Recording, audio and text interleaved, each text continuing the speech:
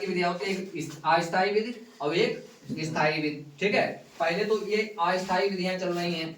अस्थायी विधियों में आपको प्राकृतिक विधियां पता चल गई हैं। मासिक विधि होती है, बाह्य स्खलन होता है, आत्म संयम होता है, खुद पर कंट्रोल रखें। ठीक है, मतलब ये कब की बात है, जब शादी हो जाए तब। ठीक है, शादी के बाद, क्योंकि बच्चे जो पहली बात तो निर्भर कर देना, डिपेंड करता है जो कपल है। ठीक है, जो जोड़ा है उनको डिसाइड करने दो कितने बच्चे रखने हैं, कितने रखने हैं। वैसे भी तो आजकल जो है बच्चे कहाँ ज्यादा लोगों के हो रहे हैं। अपने गांव में पहले देखो 8-8, 10-10, 12-12 बच्चे, वहां देखो किसी के 2 बच्चे, किसी 3 बच्चे, इससे ज्यादा बच्चे नहीं। तो ऑटोमेटिक जनसंख्या ये कम हो जाएगी। आने वाले 20 सालों में देखना ऑटोमेटिक जनसंख्या कम हो जाएगी। फिर देखना सरकार प्रयास करेगी, रुपया देगी 10-10 लाख रुपए बच्चे पैदा करने पे, 10-10 लाख रुपए। ठीक है, कहा से जनसंख्या अभी तो बढ़ रही है ना, लेकिन आने वाले समय में जब जिनके 2-2 बच्चे हैं, अब देख लो किसी का एक लड़का है, बहुत ऐसे गांव में हैं जिनका एक ही लड़का है। पहले सिस्टम ऐसा था, मतलब जिसका एक लड़का होता था उनके यहाँ लोग शादी नहीं करते थे। अब आज उल्टा सिस्टम है, जिसका अकेला एक लड़का है लोग उसको ऐसे ही दबोच लेते हैं।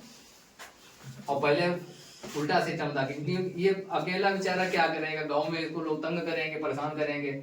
आज सिस्टम चेंज हो गया है, तो टाइम की बात होती है। ठीक है, तो इसको ध्यान में रखना है। रासायनिक विधियों में आपको इसमें लिखना है, एक तो इसमें होती है माला डी। ठीक है, और हमें ध्यान नहीं है कौन कौन सी होती है। माला डी होती है, और क्या बोलते हैं इसको, क्रीम भी होती है, क्रीम होती है शुक्राणुनाशक, ठीक है। तो गर्भ निरोधक गोली एक हो गई है माला डी, इसका इस्तेमाल सहेली है, एक और है। ठीक है, सहेली के नाम से आती है, सहेली। ये टेबलेटें जो होती है वहाँ मेडिकल पर ये बेचते हैं लोग, इसको लोग यूज करते हैं। और इनमें रासायनिक विधियां, इसमें रसायन केमिकल्स वगैरह होते हैं, इससे ज्यादा साइड इफेक्ट भी पड़ सकता है।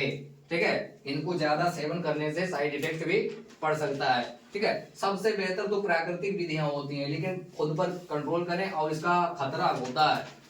ठीक है, खतरा ज्यादा होता है, लेकिन ये सेफ हैं और ये ज्यादा यूज करी जाती हैं। ठीक है, लेकिन ये केमिकल से बनी हुई होती हैं, साइड इफेक्ट शरीर पर डाल सकती हैं। ठीक है, तो ये विधियां आपको छाप देनी है परीक्षा में। ठीक है, ये अस्थायी विधियां हैं। अस्थायी मतलब टेम्परेरी। ठीक है, और ये परमानेंट विधियां हैं। परमानेंट विधियों में स्थायी विधियां जो होती हैं, स्थायी विधियां जो होती है वो 2 प्रकार की होती हैं। एक तो होती है पुरुष नसबंदी, इसको कहा जाता है वेसेक्टोमी। क्या कहा जाता है इसको? वेसेक्टोमी। पुरुष नसबंदी होती है। ठीक है, और एक महिला नसबंदी होती है। या तो पति पत्नी में, या तो पति की हो जाए या फिर पत्नी की हो जाए। ठीक है, या तो पति की हो जाए या तो पत्नी की हो जाए, एक की हो गई काम। लेकिन ये हो जाता है स्थायी। अब इसमें भैया कुछ कर नहीं सकते। अगर सपोज दैट, जैसे इस्लाम में इन चीजों को हराम इसलिए रखा गया है, इसका मतलब ये नहीं है कि मुसलमान जनसंख्या ज्यादा बढ़ा रहे हैं। मुसलमानों का आरोप लगता है कि मुसलमान ज्यादा जनसंख्या बढ़ाते हैं। अरे कई दूसरे धर्म के लोग हैं, उनके तो मुसलमान से भी ज्यादा, जबकि मुसलमानों की जो जन्म दर है वो घटी है, बाकी लोगों की बढ़ी है।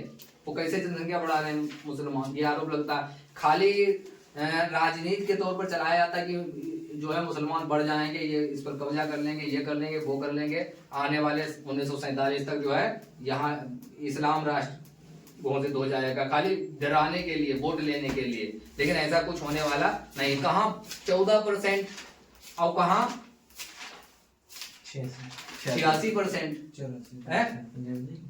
84% सिख मान लो, और जैन जो है बौद्ध है वो भी कम है। तो ये ऐसा हो नहीं सकता। इस्लाम के हिसाब से अगर देखा जाए तो इन पर जो है इनको हराम कहा गया है। क्यों? ऐसा होता है कि सपोज देर किसी के 2 बच्चे हैं, ठीक है, 2 बच्चे हैं और पति पत्नी के 2 बच्चे हैं, हो खुदा ना करे ऐसा हो, अगर किसी एक्सीडेंट में या किसी घटना में उनकी जान चली जाती है तो बेचारे वो बचेंगे 2, और पहले से ही वो नसबंदी करा बैठे हैं, तो फिर क्या होगा, बच्चे हो जाएंगे। लेकिन उसके लिए एक ऑप्शन बना रहता है, अगर ये विधि ना अपनाई जाए, ये वाली विधि ना अपनाई जाए तो इसके लिए ऑप्शन बना रहता है, लेकिन ये वाली विधि अपना ली तो उसके बाद में कोई ऑप्शन नहीं है, नो ऑप्शन। इसीलिए इस्लाम में इसको बैन कर रखा है कि ये हराम है, ठीक है। और हमें नहीं लगता है कि कोई कराता होगा ऐसा, अगर कोई करा भी लेता है तो बहुत ज्यादा फिर उसके यहाँ खाना पीना आना जाना सब रिश्ते नाते सब टूट जाते हैं। हालांकि ऐसा नहीं है कि अगर ये नहीं कराओगे तो जनसंख्या बढ़ती रहेगी, बहुत से लोग कंट्रोल करते हैं, 2 ही बच्चे हैं, किसी के 3 बच्चे हैं, वो उनके ऊपर डिपेंड करता है, ठीक है।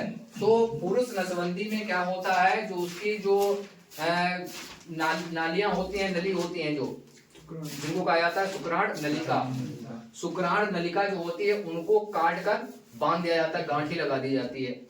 अब जो स्पर्म है स्खलित होंगे तो वहां तक पहुंचेंगे ही नहीं, अंदर ही अंदर जो है एब्जॉर्ब कर लेगा शरीर, ठीक है। तो वहां तक जब निकलेंगे ही नहीं तो फिर कैसे जनसंख्या बढ़ ही नहीं सकती है भैया। तो इसीलिए इसको कहा जाता है पुरुष नसबंदी। इसमें पहले तो बहुत जोर दिया गया था, जो का नाम उनका है राजीव गांधी के भैया संजय गांधी, उन्होंने इस पर बहुत ज्यादा प्रचार प्रसार किया था, वो लागू करी थी उस समय उनके जमाने में, लेकिन वो चल नहीं पाई। ये जो होती है पुरुष नसबंदी, छोटा सा ऑपरेशन होता है, ऑपरेशन के द्वारा जो होती है दोनों शुक्राणु नलिका जो होती है उनको काटकर बांध दिया जाता है। अब स्पर्म जो है वहां से तो निकलेंगे लेकिन बिल्कुल बाहर नहीं आएंगे, ठीक है, तो इसलिए जनसंख्या नहीं बढ़ेगी। दूसरी जो होती है वो होती है महिला नसबंदी, महिला नसबंदी, इसको कहा जाता है ट्यूबेक्टोमी, ट्यूबेक्टोमी, ट्यूबेक्टोमी, ठीक है। महिला नसबंदी या तो महिला की हो जाए या पुरुष की हो जाए, एक की हो जाए, ठीक है। तो ज्यादातर लोग महिला की करा देते, पहले तो गिफ्ट में मिलता था रेडियो टेलीविजन, लोग लालच में आ जाते थे, वो नसबंदी करा के चले आए, ठीक है। लेकिन आजकल लोग समझदार हो गए हैं, आज लालच में नहीं आते हैं, वो अपने हिसाब से काम करते हैं, क्योंकि जरा सा इधर उधर ऑपरेशन हो गया तो मामला गड़बड़ हो जाता है। हालांकि इसमें कोई ज्यादा दिक्कत नहीं होती है, छोटा सा ऑपरेशन होता है, जिसको कराना वो करा ले, का दिक्कत है, ठीक है। लेकिन ऐसा तब कराए जब 2-3 बच्चे हो जाए, तब पता चला पहले ही कराए बैठे, ठीक है। तो ये महिला नसबंदी होती है ट्यूबेक्टोमी, ठीक है। पहली बात तो मुसलमान इन चीजों पर गौर ही नहीं करता है, उसको क्या लेना देना नसबंदी, महिला नसबंदी, पुरुष नसबंदी, वेसेक्टोमी, ट्यूबेक्टोमी, वो कहा जाने इनके बारे में। जो चीज उसमें कह दिया कि ये हराम है तो फिर उसके, जैसे शराब हराम है तो शराब को लोग हाथ नहीं लगाते, बहुत से जैसे यूज करते हैं थोड़े बहुत, लेकिन ज्यादातर लोग उसको हाथ नहीं लगाते हैं शराब को, क्योंकि वो हराम है। जिन चीजों को हराम कह दिया गया तो उन चीजों को दूर रखा जाए, ठीक है। और इतने बड़े बड़े गुनाह हैं ये, दारू पीना, झूठ बोलना, और ये का नाम रेप करना, जिना करना, ये गुनाह सगीरा में, गुनाह कबीरा में आते हैं। गुनाह सगीरा तो माफ हो सकता है, लेकिन गुनाह कबीरा जो होता है बहुत बड़ा पाप इस्लाम में ये रखा गया। 2 तरीके के गुनाह रखे गए, एक गुनाह कबीरा, एक गुनाह सगीरा, ठीक है। तो गुनाह कबीरा जो है होता है ये माफ होने वाला नहीं, लेकिन खुदा तो चाहे तो सब कुछ माफ कर दे, ठीक है, वो तो एक अलग बात है, लेकिन इन चीजों से दूर रहना चाहिए, ठीक है। तो जो इस्लाम में जो चीजें हैं उसके हिसाब से ही चलना बेहतर होता है।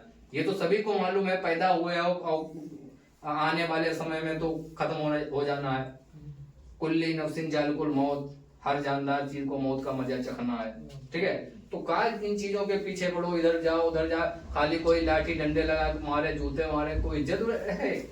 ऐसे सर उठाकर जियोगे तो इन चीजों से दूर रहोगे तो बेहतर है। आत्म संयम, अपने आप पर कंट्रोल करें और अपने माँ बाप की भी कदर करें, ठीक है, वरना इज्जत की धज्जियां सबकी उड़ती हैं, पूरे परिवार की। तो इन चीजों का ध्यान रखें, ठीक है। शिक्षा का मतलब ये होता है कि ज्ञान अर्जन करना, अपना किरदार खराब करना नहीं। महिला नसबंदी वैसे ही होती है जैसे पुरुष नसबंदी होती है। उसमें जो होती है शुक्राणु नलिका को काट दिया जाता है और इंडे अंडवाहिनी नलिका को काट दिया जाता है, ठीक है। जो फैलोपियन ट्यूब होती है दोनों को काटकर बांध दिया जाता है। अब उनको जब बांध दिया गया तो उसमें अंडा नहीं निकलेगा। जब अंडा नहीं निकलेगा तो उसमें निषेचन ही नहीं होगा। जब निषेचन नहीं होगा तो फिर जनसंख्या बढ़ने का कोई हिसाब किताब ही नहीं है। तो दो तरीके की ये स्थायी विधियां हैं, एक पुरुष नसबंदी और दूसरी महिला नसबंदी। या तो ये करा ले या ये करा ले, ठीक है। तो जनसंख्या बिल्कुल कंट्रोल, मतलब लाइफ टाइम